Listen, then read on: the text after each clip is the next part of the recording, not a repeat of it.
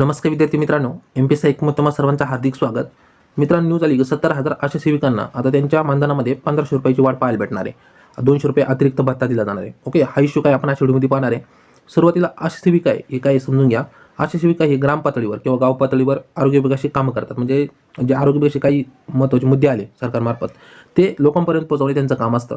Okay, ते काम करतात. पण ते त्यांची जी ड्युटी असते ती 4 तासाची असते. ओके, म्हणजे आता तुम्ही कोरोनाच्या आधी पाहिलं असेल तर 4 तासाची ड्युटी असते आणि त्यांना जे मानधन भेटतात ते 1000 रुपये किंवा 1200 किंवा 1500 वेगवेगळ्या ठिकाणी वेगवेगळं मानधन आहे.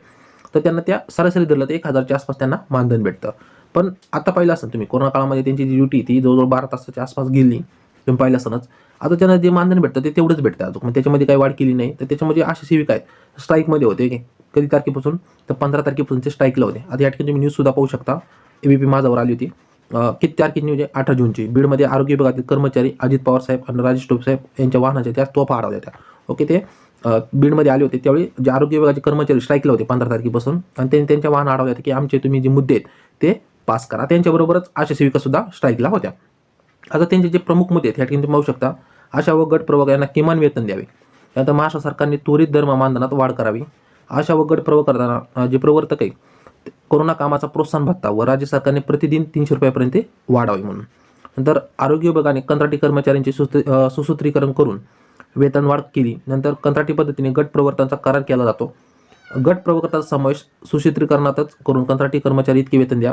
नंतर शासनाच्या नोकर भरतीत ग्रामपंचायत कर्मचारी अंगणवाडी कर्मचारीप्रमाणेच गट प्रवर्तक अशा सेविकांना सुद्धा प्राधान्य देऊन ZP नंतर महापालिकेच्या नोकर भरतीत जागा राखून ठेवा. ज्यांनी सुरक्षा योजनेचा लाभ सरसकट द्यावा आदी मागण्याचे निवेदन त्यांना देण्यात आले. यापैकी कोणतंच त्यांना सुरुवातीला नव्हतं. त्यांच्या ह्या मागण्या होत्या की आमच्या ह्या मागण्या तुम्ही पास करा. पण काय झालं, स्ट्राईक चालू असताना बरेच आशा सेविका गुन्हा दाखल जातात.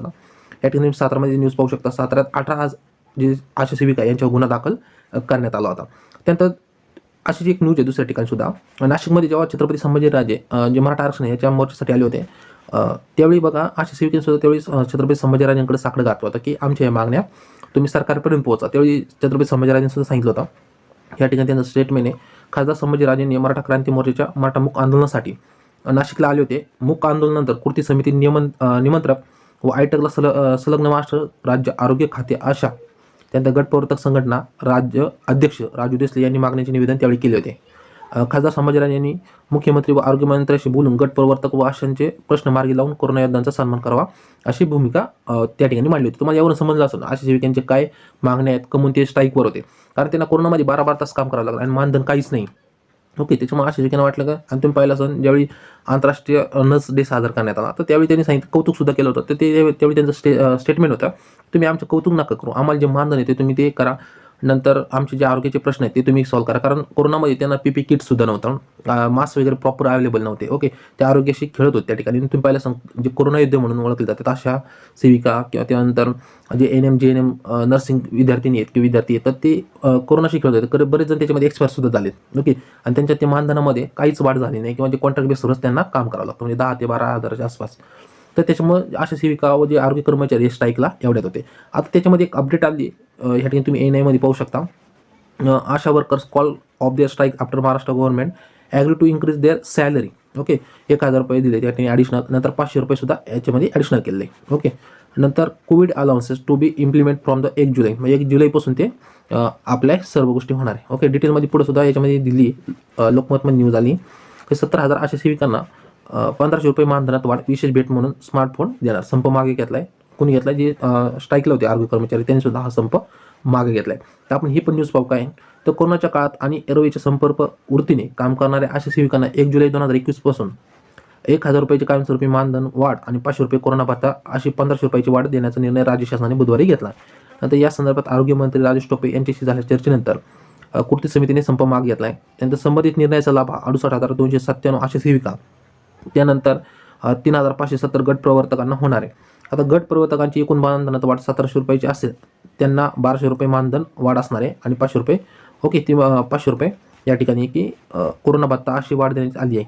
या निर्णयाच्या राज्याच्या तिजोरीवर दरवर्षी 202 कोटी रुपयाचा अतिरिक्त बोजा पडणार आहे. ओके, आणि त्यांना एक स्मार्टफोनसुद्धा दिला जाणार आहे. पण मेन म्हणजे बघा या ठिकाणी की 200 रुपये अतिरिक्त भत्ता देणार. कोरोनावरील लसीकरणाच्या वेळी गर्दीचे व्यवस्थापन करण्याकरता अशा सेविकांनी 200 रुपये अतिरिक्त भत्ता देणार सांगितलं आहे. नंतर जिल्हा रुग्णालयात अशा सेविकांसाठी निवारा केंद्र उपलब्ध करून देणार. यंत्रणेत सूचना देण्यात येतील असं सांगितलं. म्हणजे त्यांच्यासाठी एक निवारा केंद्र उभारणार आहे. नंतर आशा सेविकांना मिळणाऱ्या मानधनाचा लेखी तपशील देण्याकरता लेखी चिठ्ठी देण्यात येईल. नंतर NM GNM अशा सवलती शिक्षणाकरता त्यांना 2% आरक्षण त्या ठिकाणी दिलं जाईल किंवा त्यांच्यासाठी प्राधान्य त्या ठिकाणी देणार आहे. म्हणजे जवळजवळ आशा सेविकांच्या ज्या मागण्या आहेत 50 ते 60% मान्य केल्यात. फक्त त्यांचं डेली बेसवर 300 रुपये मानधन द्यावं, पण ते न करता त्यांनी एकूण मानधनात वाढ केली. ओके, त्याच्यामुळे जे आशा सेविका स्ट्राईकवर होत्या किंवा त्यांचे संप किंवा आपण स्ट्राईक ती मागं घेतली. ओके, त्यांच्यासाठी ही चांगलीच बातमी. तर मित्रांनो, तुम्हाला ही न्यूज काय समजली असेल, आशा सेविका म्हणजे काय समजलं असेल. तर मित्रांनो, तुम्हाला आजचा व्हिडिओ कसा वाटला कमेंट करून सांगा. व्हिडिओ आवडला असेल नक्की व्हिडिओ लाईक करा. चॅनल सबस्क्राईब केलं असेल तर चॅनलला नक्की सबस्क्राईब करून टाका. Okay, thank you.